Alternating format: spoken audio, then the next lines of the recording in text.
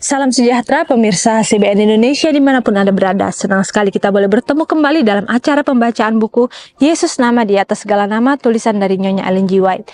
Dan pada saat ini kita sudah memasuki halaman ke-233 dengan judul Pelayan Perjanjian Baru. Dan saya undang pemirsa di rumah untuk kita boleh sama-sama membuka kitab kita di dalam Ibrani 9 ayat 11. Tetapi Kristus telah datang sebagai imam besar untuk hal-hal yang baik yang akan datang. Ia telah melintasi kemah yang lebih besar dan yang lebih sempurna, yang bukan dibuat oleh tangan manusia, artinya yang tidak termasuk ciptaan ini. Dan kita masuk dalam inti pembacaannya. Upacara korban yang menunjuk kepada Kristus sudah lalu, akan tetapi mata manusia dialihkan kepada korban yang benar untuk dosa-dosa dunia. Keimamatan duniawi berhenti, tetapi kita memandang kepada Yesus, pelayan perjanjian baru itu, serta kepada darah pemercikan yang berbicara lebih kuat daripada darah Habel. Jalan ke tempat kudus itu belum terbuka, selama kemah yang pertama itu masih ada. Tetapi Kristus telah datang sebagai imam besar untuk hal-hal yang baik yang akan datang. Ia telah melintasi kemah yang lebih besar dan yang lebih sempurna, yang bukan dibuat oleh tangan manusia, tetapi dengan membawa darahnya sendiri. Dan dengan itu ia telah mendapat kelepasan yang kekal. Terdapat di dalam Ibrani 12 ayat 24, 9 ayat 8 sampai 12. Jadi bagaimana di sini? Diberitahukan kepada kita bahwa upacara korban itu adalah menunjuk kepada Yesus. Jadi ketika Yesus sudah mati di kayu salib, ia telah menggenapi setiap upacara korban tersebut. Maksud-maksud untuk mengadakan upacara tersebut akhirnya sudah tergenapi. Bagaimana korban yang sejati itu, yaitu Yesus Kristus itu sendiri. Dia telah mati di kayu salib untuk menjadi juru selamat manusia. Dan kita tahu bahwa sebelum Yesus mati di kayu salib, setiap orang yang telah berdosa pada satu waktu mereka harus membawa korban, dan mereka harus menumpahkan tangan kepada korban yang tidak bercacat tersebut dan memberikan setiap dosa yang mereka sudah lakukan untuk ditanggungan atas korban tersebut. Jadi bagaimana di sini itu juga sama seperti Yesus. Bagaimana Yesus itu menjadi korban atas setiap dosa-dosa kita, yang menanggung setiap dosa kita, supaya kita akhirnya mempunyai kesempatan untuk datang kepada Bapa. Karena kita tahu bahwa dengan dosa-dosa kita, kita tidak akan mungkin layak untuk datang kepada Bapa yang begitu suci. Tetapi kita tahu bahwa karena Yesus, ialah yang menjadi perantara kita dengan Bapa, maka melalui Yesuslah jalan satu-satunya supaya kita bisa datang kepadanya. Dan kita tahu bahwa kematian Yesus di kayu salib itu adalah sebuah peristiwa yang begitu khusyuk, karena di sini dikatakan bahwa darah Yesus itu berbicara lebih kuat daripada darah Habel. Kita tahu bahwa darah Habel adalah seorang yang sudah mati ketika ia belum melakukan dosa, tetapi kecenderungan untuk melakukan dosa itu sudah ada dalam dirinya. Tetapi ia belum mendapatkan kesempatan untuk melakukan ketidakpenurutan. Tetapi ketidakpenurutan yang pertama terjadi dari anak-anak Adam itu, yang pertama dilakukan adalah oleh Kain itu sendiri. Bagaimana ia tidak mau mendengarkan perintah yang Tuhan sudah berikan. Dan di saat itulah akhirnya dari ketidakpenurutan akan perintah-perintah Tuhan untuk menyediakan korban yang mempunyai darah. Tetapi ia lebih memilih pemikirannya sendiri, yaitu ia berusaha untuk mengorbankan yang terbaik, tetapi berupa buah-buahan yang tidak mempunyai darah. Dan disitulah dikatakan yang akhirnya dipupuk terus, dan di saat itulah akhirnya ia mempunyai keinginan untuk membunuh adiknya. Jadi bagaimana Habel yang kita tahu bahwa ia selalu berusaha untuk menuruti kata Tuhannya, tetapi di saat penurutan itu ia lakukan, justru mengundang kakaknya yang akhirnya tidak menyukainya karena ia melakukan hal yang benar, dan akhirnya justru itu yang menunjukkan kesalahan daripada Kain itu sendiri. Jadi bagaimana di sini kita tahu bahwa Yesus Kristus itu juga sama seperti itu. Bagaimana ia yang tidak berdosa, ia datang ke dunia ini, dan di saat itulah orang-orang Farisi, orang-orang Yahudi itu sendiri, mereka tidak menyukai kehadiran Yesus, karena di saat kehadiran Yesus itu ada, di saat itulah mereka terlihat cacatnya, terlihat jahatnya, meskipun mereka adalah orang-orang baik. Tetapi di saat itulah justru mereka terlihat bahwa mereka adalah orang-orang yang mementingkan diri, mereka adalah orang-orang yang menginginkan kedudukan yang lebih lagi untuk kepentingan mereka. Jadi bagaimana di sini adalah suatu perbandingan yang kontras yang dilakukan oleh Yesus dengan para orang-orang Farisi itu. Dan di sini juga dikatakan bahwa Yesus itu adalah imam besar kita. Bagaimana ia datang untuk suatu hal yang sempurna, untuk membawa kita kepada kehidupan yang penuh pengharapan. Dan kehidupan yang penuh pengharapan itu akan bisa kita dapatkan ketika kita bergantung sepenuhnya hanya kepada Tuhan. Dan di sini juga dikatakan bahwa Ia telah melintasi kemah yang lebih besar dan yang lebih sempurna, yang bukan dibuat oleh tangan manusia, tetapi dengan membawa darahnya sendiri, dan dengan itulah Ia mendapatkan kelepasan yang kekal. Jadi bagaimana kelepasan yang kekal itu? Itulah Yesus berikan kepada kita ketika Ia sudah mati di kayu salib dan Ia menjadi perantara bagi manusia yang sudah jatuh ke dalam dosa. Jadi bagaimana kita harus bergantung sepenuhnya kepada Tuhan, karena itulah satu-satunya jalan keselamatan kita. Karena itu Ia sanggup juga menyelamatkan dengan sempurna semua orang yang oleh Dia datang kepada Tuhan, sebab Ia hidup senantiasa untuk menjadi perantara mereka. Ibrani 7 ayat 25.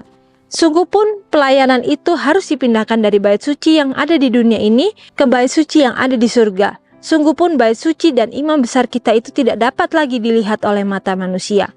Namun murid-murid sama sekali tidak menderita kerugian apapun olehnya. Mereka tidak akan mengalami putusnya hubungan mereka, dan tidak ada pengurangan kuasa karena kepergian juru selamat. Sementara Yesus melayani di bait suci yang di surga, oleh Roh-Nya Ia masih juga melayani jemaat di dunia ini. Ia ditarik dari mata perasaan, akan tetapi janji perpisahannya ditepati.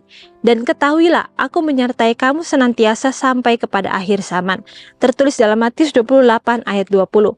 Sementara diwakilkannya kuasa kepada gereja, kepada pengerja-pengerja yang lebih rendah, hadiratnya yang memberi tenaga itu masih menyertai jemaatnya. Jadi bagaimana di sini? Dikatakan bahwa Ia pun sanggup menyelamatkan kita dengan sempurna, karena Ialah Sang Juru Selamat itu. Dan di sini juga dikatakan, sebab Ia hidup senantiasa untuk menjadi perantara kita. Jadi bagaimana kehidupan Yesus yang betul-betul mengikuti apa yang Tuhan sudah aturkan, atau berdasarkan hukum-hukum Tuhan itulah yang bisa menjadi contoh bagi kita. Jadi bagaimana kehidupan yang suci, yang sungguh-sungguh menurut kepada Tuhan, bergantung sepenuhnya kepada Bapa. Itu yang bisa kita ambil contoh dari Yesus dan kita bisa praktekkan dalam kehidupan kita masing-masing. Dan di sini juga dikatakan bahwa pelayan itu harus dipindahkan dari bait suci yang ada di dunia ini ke bait suci yang ada di surga. Sungguh pun bait suci dan imam besar kita itu tidak dapat dilihat oleh mata manusia. Namun murid-murid sama sekali tidak menderita kerugian apapun olehnya. Jadi bagaimana di sini dikatakan bahwa murid-murid, orang-orang yang mengaku pengikut Tuhan, tidak akan menderita apa-apa ketika pelayanan itu dipindahkan dari bait suci yang ada di dunia ini menjadi bait suci yang ada di surga. Jadi bagaimana itu tidak berpengaruh bagi kita. Yang penting bagi kita adalah bagaimana kita mau diselubungi oleh kebenaran Kristus. Karena itulah yang menjadi fokus utama kita. Bagaimana kebenaran Kristus itu bisa menjadi bagian dalam kehidupan kita. Dan untuk mempunyai kebenaran Kristus itu tentu saja kita harus mau melakukan sesuatu, yaitu melakukan bagian kita. Bagaimana kita mau untuk menyerahkan pilihan-pilihan kehidupan kita. Bagaimana kita mau untuk bergantung sepenuhnya kepada Tuhan, untuk menghidupkan karakter-karakter Kristus yang Ia sudah contohkan ketika Ia berada di dunia ini. Karena kita tahu bahwa karakter Yesus selama Ia hidup di dunia ini, dari Ia masih bayi, masih balita, bahkan sampai kepada masa dewasanya, itu semua bisa menjadikan contoh bagi kita. Bagaimana orang tua yang begitu takut akan Tuhan mendidik anak yang dikasihi ini untuk menjadi anak Tuhan yang benar-benar mau mengikuti visi misinya, yaitu menjadi seorang juru selamat. Kita tahu bahwa tidak mudah bagi Maria untuk menyiapkan Yesus ini dari sejak masa mudanya. Bagaimana ia diajarkan untuk selalu disiplin, untuk selalu mempunyai kehidupan yang patuh, yang takut akan Tuhan. Bahkan kita tahu dari masa muda Yesus, Ia sudah memilih untuk berbicara dengan orang-orang untuk membahas firman Tuhan. Lalu apakah itu juga bisa menjadikan contoh bagi kita, bagi kehidupan kita, ataupun bagaimana kita mengajar atau mendidik anak-anak kita? Dan di sini juga dikatakan bahwa mereka tidak akan mengalami putusnya hubungan mereka dan tidak ada pengurangan kuasa karena kepergian juru selamat. Jadi bagaimana di sini juga dijelaskan bahwa di sini juga dijelaskan bahwa kepergian Yesus untuk naik ke surga. Di saat itulah dikatakan akan ada perpisahan. Tetapi bahkan di sini dikatakan itu tidak akan mengalami putusnya hubungan mereka. Karena kita tahu bahwa Yesus memang tidak ada di sini secara fisik, tetapi Roh Kudus sudah Ia berikan untuk menjadi pengganti dirinya, untuk ada dalam kehidupan kita, menjadi penuntun kita, penasihat kita, dan yang juga mengajari kita dalam kehidupan kita supaya kita benar-benar mengerti karakter Tuhan tersebut. Ia masih melayani jemaatnya di dunia ini. Ia ditarik dari mata perasaan, akan tetapi janji perpisahannya ditepati bahwa Tuhan menyertai kita senantiasa sampai kepada akhir zaman. Jadi Itu adalah suatu janji yang Tuhan berikan bahwa Ia selalu menyertai kita bahkan sampai kepada akhir zaman sekalipun, terutama untuk kita yang hidup di akhir zaman ini. Kita ketika sudah melihat bahwa Tuhan sudah memberikan janji itu, dan di saat itulah kita bisa meminta Tuhan untuk menepati janji tersebut. Tetapi ketika kita tidak meminta sekalipun, kita harus ingat bahwa Tuhan kita itu tidak pernah mengingkari janjinya. Ia pasti akan menepati setiap janji yang sudah Ia berikan. Dan di sini juga dikatakan bahwa karena kita sekarang mempunyai imam besar yang agung, yang telah melintasi semua langit, yaitu Yesus, Anak Tuhan, baiklah kita teguh berpegang kepada pengakuan iman kita. Sebab imam besar yang kita punya bukanlah imam besar yang tidak dapat turut merasakan kelemahan-kelemahan kita. Sebaliknya sama dengan kita, ia telah dicobai, hanya tidak berbuat dosa. Sebab itu marilah kita dengan penuh keberanian menghampiri tahta kasih karunia, supaya kita menerima rahmat, menemukan kasih karunia untuk mendapatkan pertolongan kita tepat pada waktunya. Tertulis dalam Ibrani 4 ayat 14-16 dan Alfa Omega jilid 5 halaman 166 dan 167. Jadi bagaimana di sini dikatakan bahwa kita mempunyai imam besar agung yang telah mengerti setiap kelemahan kita, yang Ia turut merasakan setiap kelemahan kita, karena Ia juga pernah merasakan ada di posisi sebagai seorang manusia. Jadi janganlah kita merasa bahwa Tuhan itu tidak pernah mengerti kehidupan kita. Ia sungguh mengerti setiap kesusahan dalam kehidupan kita. Tetapi kesusahan-kesusahan itu bukan menjadi sebuah alasan bagi Yesus untuk tidak mengikuti apa kehendak Bapanya. Dan itu juga menjadikan motivasi bagi kita. Apapun yang terjadi dalam kehidupan kita, tidak memandang itu adalah hal yang baik atau yang buruk, tetapi apapun yang Tuhan izinkan, itu pasti adalah untuk sebuah maksud, bahwa kita diinginkan supaya kita menjadi seorang yang lebih kuat, seseorang yang lebih bergantung kepada Tuhan. Dan di saat itulah kita dikatakan bahwa kita bisa mengikuti apa yang Tuhan inginkan ketika kita mau untuk menyediakan tempat di hati kita bagi kedatangan atau kehadiran daripada Roh Kudus itu. Dan ketika Roh Kudus sudah mengingatkan, dan hendaklah kita selalu menyambut, mengikuti apa yang dikatakan oleh Roh Kudus tersebut.